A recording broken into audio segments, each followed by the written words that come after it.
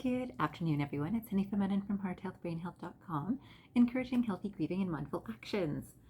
Today, my contemplative time has been all about right action. And right action, how do we know right action, right? What is right action? And I know that all religious traditions and spirituality talks about right action. I have to say that in this contemplation, I recognize there's no need for a spiritual tradition or religion to know right action, right? This is one of those things that one just knows. So I came across a few quotations that I wanted to share with you, and then I'd like to elaborate on this just a little bit, of course. So the first one is by T.S. Eliot, and this quotation says, "And right action is freedom from past and future also." That's by T.S. Eliot. And again, this quotation says, "And right action is freedom from past and future also." So when we think about this, freedom from past and future. Now let's say I just heard a great lecture, and this would come across my way exactly what I needed it. And the speaker was talking about if you were swimming in a pool and it's just you and another person even, and suddenly the other person you notice is drowning. In a moment, you will make a decision as to whether to save that person or not, right? And what will happen, all of us would be able to agree that that is the right action. Now, if the person who is considering saving the other person gets caught up in a past memory of the last time I tried to save someone, I wasn't successful, or a future, what if I don't make it on time? What if I can't lift them? They look a little bit heavier than what I'll be able to handle. Either of those two things would delay the right action, right? Now, not all of our actions are so critical, right? Because we know that a person can drown very quickly, but not all of our actions are in that critical moment.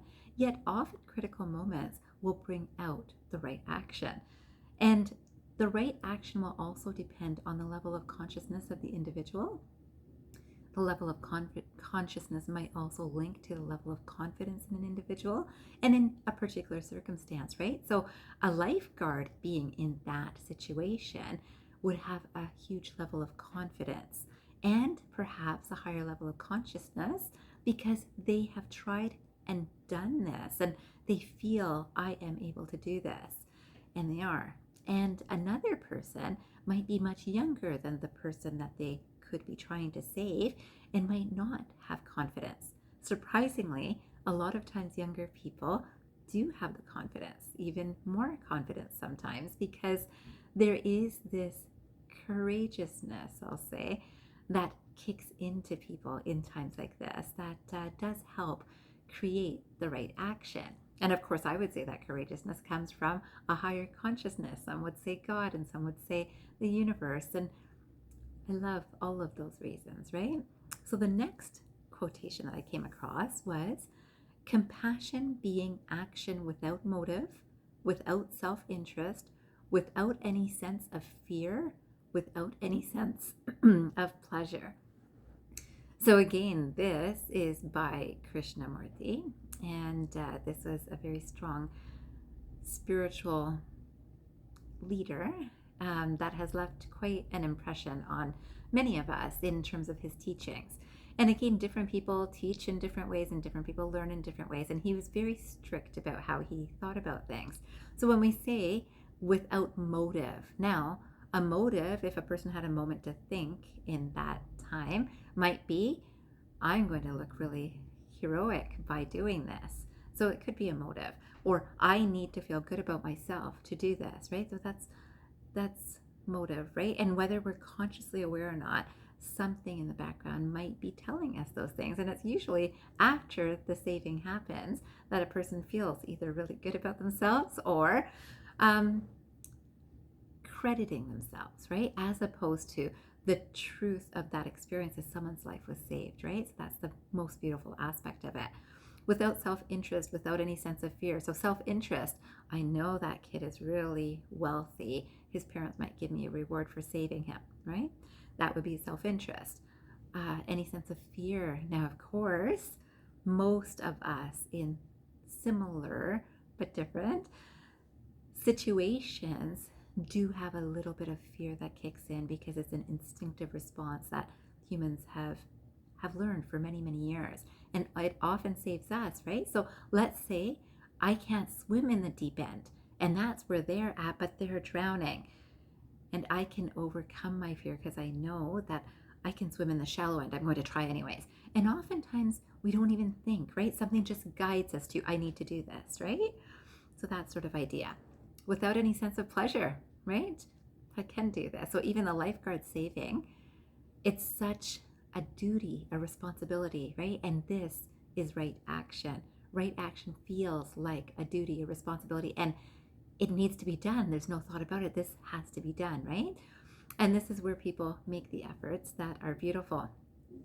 I just saw a video the other day that someone had posted, and it was showing this dog that was beside another dog on a very busy street, and could see that one of the dogs had been injured at least.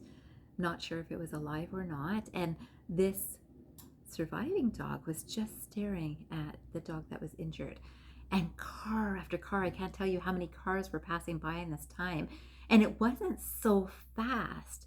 It was at a speed that someone who was watching this, their compassion hit them, and they went over and lifted up the hurt dog, followed by the healthy dog, and settled them down on a quiet corner and just stayed with them for a little while, just out of compassion. It was so very clear, and it did not look like this lady even knew the dogs or owned the dogs, as some people might think. No, it seemed like a true act of compassion. And this is, again, a situation of just right action. And if you know how much I love dogs, of course, that touched my heart to see. And this is what we can do with people too, right? People do this with animals. This was one example. People can do this with other people. And I hope that today, for 5 minutes after this video, see what kind of things that you can do out of compassion just because it's the right thing to do. And I'd love to finish this video with one more quotation. This is by Mark Richardson. And it says, peace of mind produces right values produce right thoughts produce right actions. I hope you understand that quotation. It's a lot of information, and it's exactly the flow of events that can happen in our lives, right? So this flow of events, that peace of mind. So getting our own mind to peace. So of course, I would encourage mindfulness and meditation. It produces right values. And then right values produce right thoughts. And right thoughts produce right actions. Now, if we are building ourselves up this way, I have no doubt that we will take the right actions when the time comes for us to do so. And it does not have to be emergencies. I want you to know that this happens in our day-to-day experience. It could be letting in another car on the road. It could be helping someone shovel their snow right now. Of course, that would be by mine because we've just got a new snowfall. It could be anything, right? It's just right actions. And I hope that you think of those today. I wish you a fabulous day ahead. And I hope you remember, transform your mind and transform your life. Have a great day, everyone.